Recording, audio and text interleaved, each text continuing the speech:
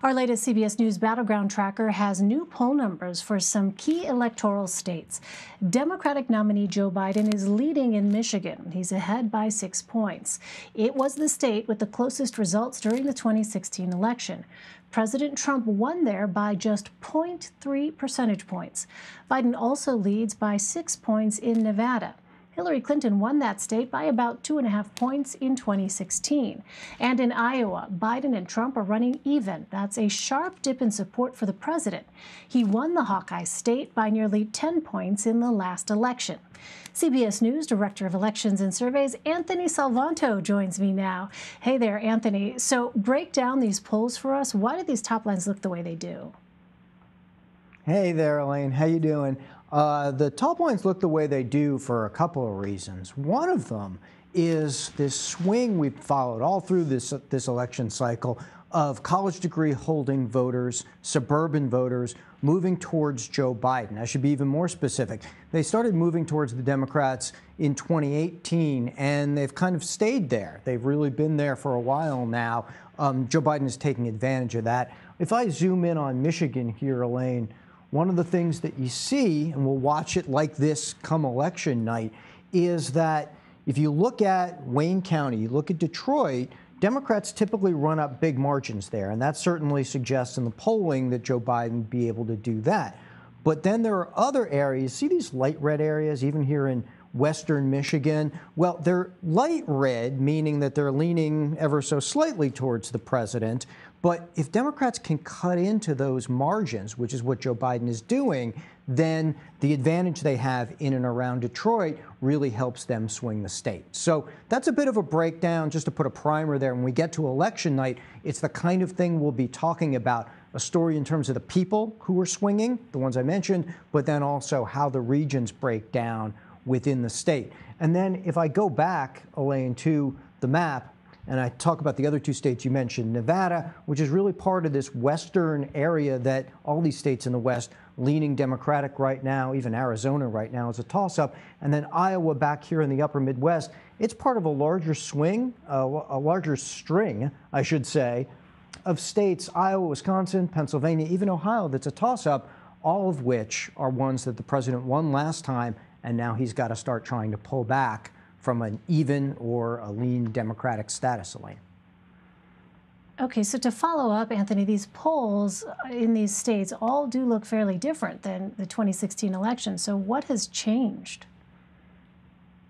Well, there's a couple of things. One is the groups that I mentioned.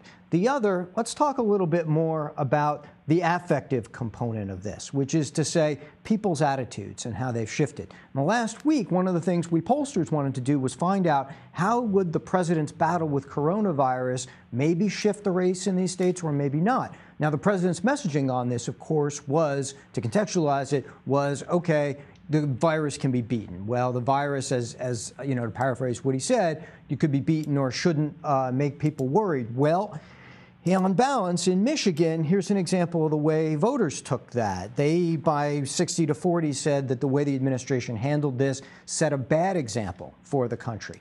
And the other thing they said was they felt like it was an example of not, well, anyone can get the virus no matter how many preparations they take, but rather that you can get it if you don't take the proper precautions. So there was that disconnect there among voters in the polling.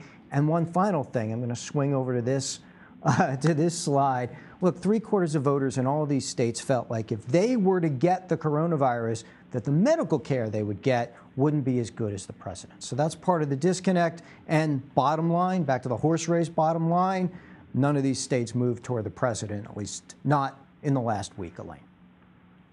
It's really illuminating to see how it is that people are thinking about the president's diagnosis. Well, Anthony, 2 of these states also have competitive Senate races this election cycle. What do your polls show about those? Yeah, the one I want to call people's attention to, first of all, is the one in Michigan, where Gary Peters is in a tight race. Now, he's the Democrat, he's the incumbent, and that race may be a little tighter than a lot of people thought that it might be.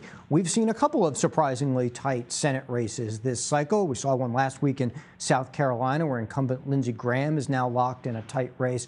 One of the things that's happening is there's a little bit of difference between how the presidential candidate is running sometimes a lot of difference, and how the Senate candidate is running. And in this case, in Michigan, definitely one to watch. There's been, maybe some undecided / unfamiliar voters. This can happen in presidential years where the Senate candidate doesn't get as much attention as the presidential candidate does. So people may not be as familiar or may not be paying as much attention. That's one phenomenon that goes on.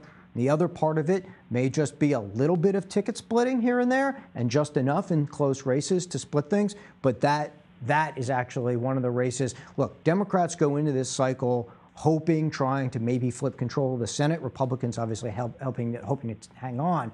And now Michigan, I think, has to be put on that list of key states to watch if this thing starts to break anywhere near that 50-50, 51-49 Senate line, Elaine. All right, Anthony Salvanto for us. Anthony, thank you very much.